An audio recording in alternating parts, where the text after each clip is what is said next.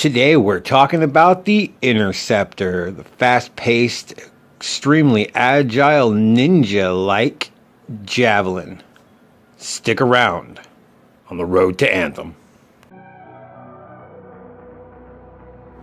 So the Interceptor was originally designed to be a scout unit.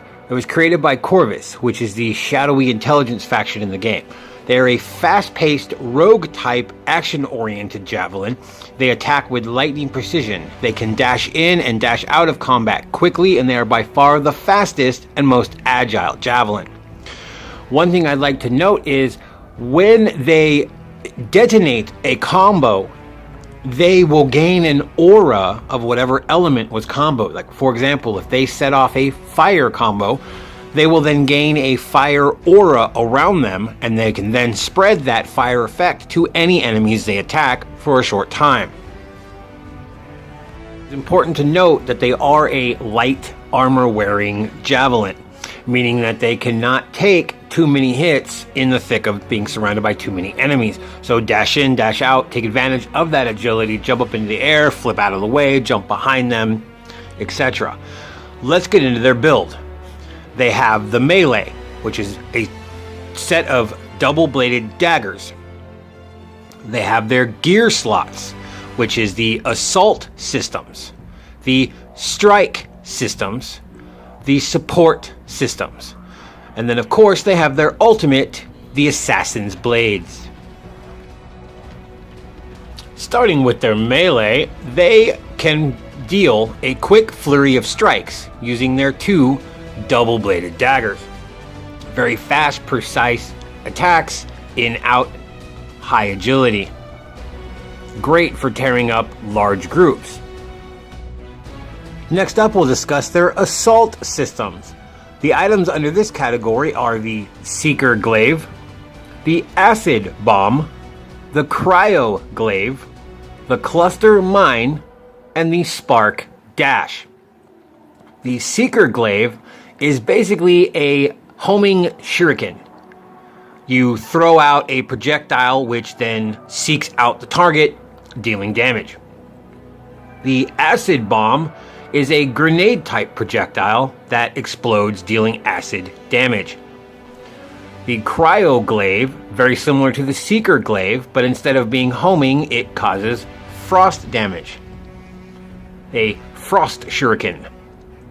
The Cluster Mine is a mine that is placed on the ground that explodes into several smaller explosions. Great for setting up a combo. You can lay that down, lure them in, maybe the tank can taunt them over, set them on top of the mine.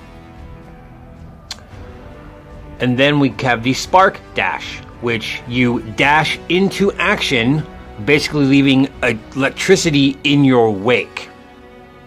Not sure if this will prime or detonate any targets. That's unknown yet, but the potential for that could be great.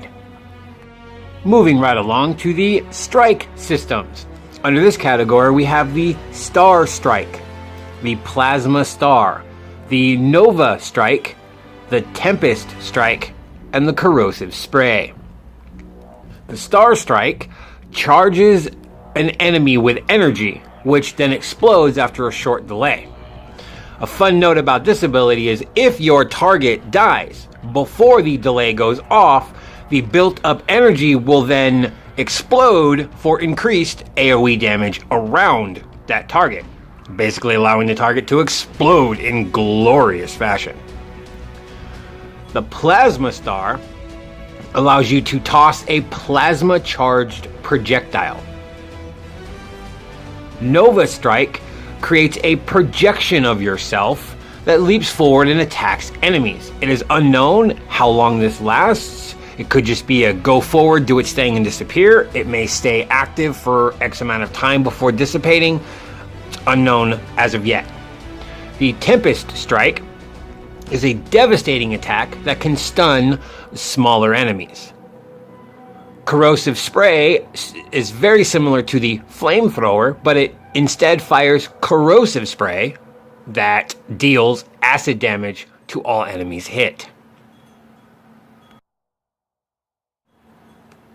Next up is the support systems. Under this category, we have the target beacon and the rally cry.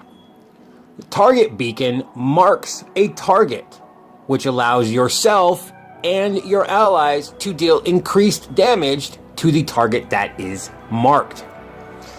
Rally cry removes status effects from your nearby allies. As of right now, we do not know exactly how many status effects are in the game, but it's safe to assume it's going to have the standard ones, you know, burning, frozen, poisoned, things like that. Although poison in this game is called acid. We don't know enough information about that to make anything other than an assumption or a speculation. Last up, we have the ultimate, which is called the Assassin's Blades. Your double-bladed daggers basically become supercharged and allow you to glide or dash from mob to mob, dishing out nasty amounts of damage. You also gain a damage shield while this is active, so your normally low, damage threshold gets increased. You can just go from enemy to enemy to enemy and just devastate. So as you can see, the Interceptor is essentially this game's version of a rogue or an assassin. In and out, quick strikes, high damage, low defense. It's pretty standard in any game. If this is something you're interested in, then have at it. Definitely seems fun. Probably going to be one of my initial unlocks. First, maybe second. Not 100% sure yet. Gonna play around with them in the demo to see which one I want to actually go for officially at launch. Alright, that's it for today's video, guys. Thank you for watching. Please stay tuned for the next video coming up in my Javelin series, which of course is the Storm. It's going to be coming at you really soon. If you like this video, please show me some love. Click the like button. Maybe even consider subscribing. At the very least, hit that bell so you know when I release a new video. Again, thank you for watching. I hope to see you again on the road to Anthem.